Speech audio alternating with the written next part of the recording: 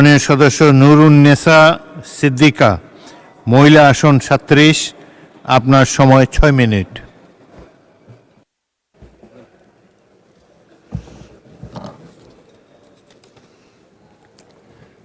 আসসালামু আলাইকুম ওয়া রাহমাতুল্লাহ। মাননীয় স্পিকার, আপনাকে ধন্যবাদ।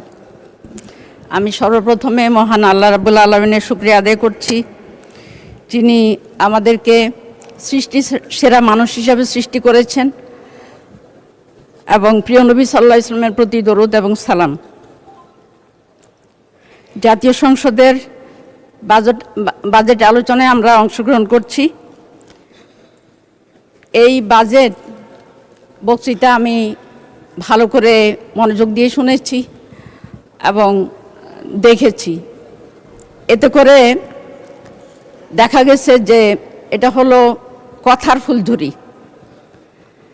বাস্তবায়নযোগ্য এবং সুসংবাদ, জাতিকে সুসংবাদ দেওয়ার মতো তেমন কোনো বিষয় নেই।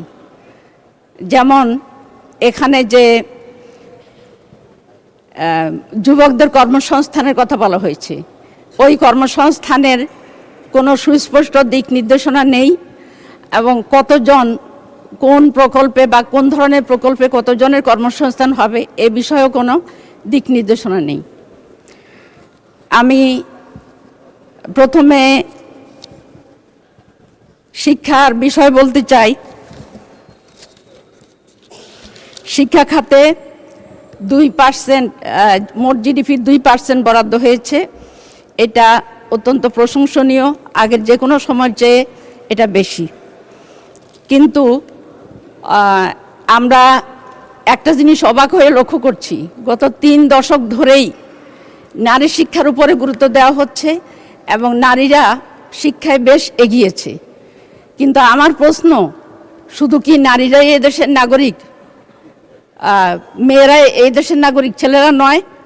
তাহলে ছেলে মেয়ে উভয়ের যদি অধিকার সমান হয়, তাহলে কেন ছেলেদের শিক্ষাকে কেন অবৈতনিক করা হচ্ছে না?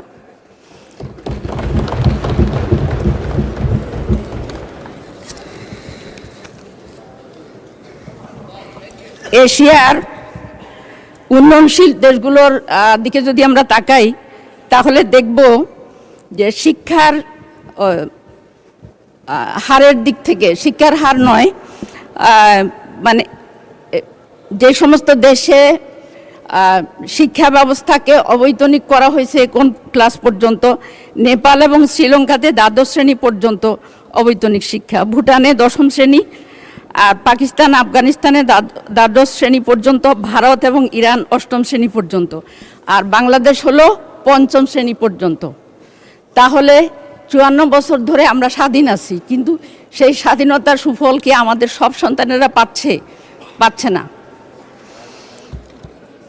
দ্বিতীয়ত, আমাদের এবারের বাজেটে বলা হয়েছে আমাদের ক্লাস মানে 5ম শ্রেণী পর্যন্ত, মানে আমাদের যে প্রাথমিক বিদ্যালয়, সরকারি প্রাথমিক বিদ্যালয়ের শিশুরা পাবে, তারা মধ্যাহ্ন খাবার পাবে, আবার তারা পোশাক পাবে। তো প্রাথমিক বিদ্যালয়ে, সরকারি প্রাথমিক বিদ্যালয়ে কতজন শিশু পড়ে, আর বেসরকারি প্রাথমিক বিদ্যালয়ে কতজন শিশু পড়ে? এর ডাবলেরও বেশি শিশু বেসরকারি প্রাথমিক বিদ্যালয়ে পড়ে। তাহলে তারা কেন পাবে না? এই বৈষম্য কেন? তৃতীয়ত, আমাদের শিক্ষক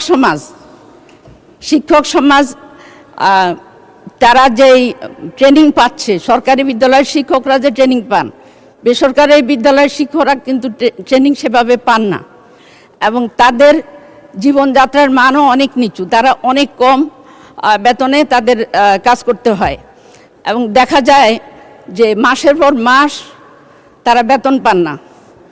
তো এই ক্ষেত্রে নাগরিক বৈষম্য হয় নাকি? এই জন্য আমি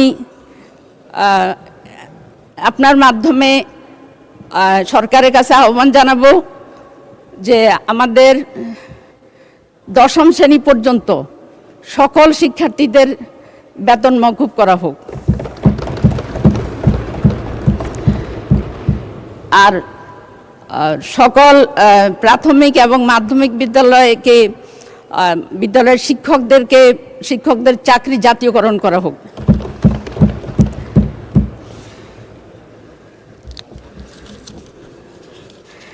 এরপরে আমি বলতে চাই কৃষি সম্পর্কে।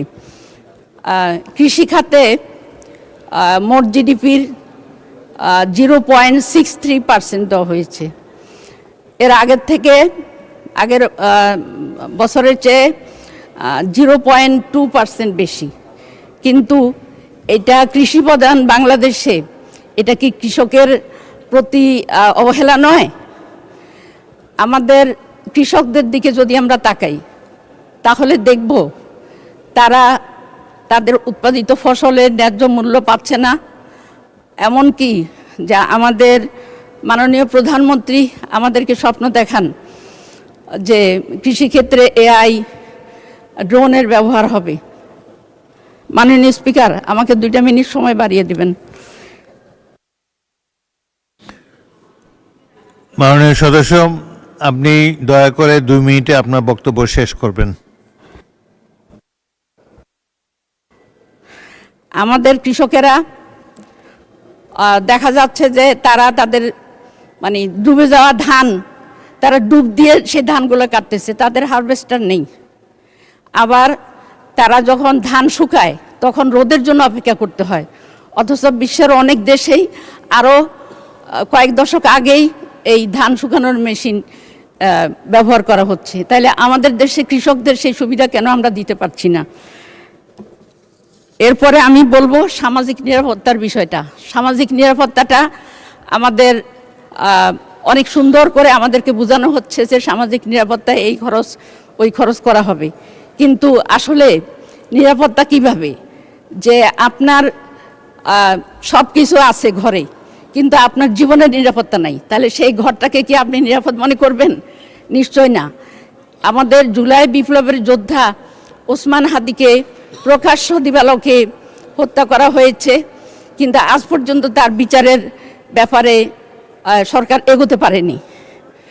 আর দ্বিতীয়ত, আমাদের যুবক ছেলেদেরকে হত্যা মানে তাদেরকে হাত পা বেঁধে হত্যা করে জ্বালিয়ে দেওয়া হচ্ছে শরীর। আমাদের শিশুদেরকে, মেয়ে শিশুদেরকে ধর্ষণ করে হত্যা করা হচ্ছে। আমাদের মহিলাদের, নারীদের নিরাপত্তা নেই। তাহলে আমরা সামাজিক নিরাপত্তা কিভাবে পেলাম?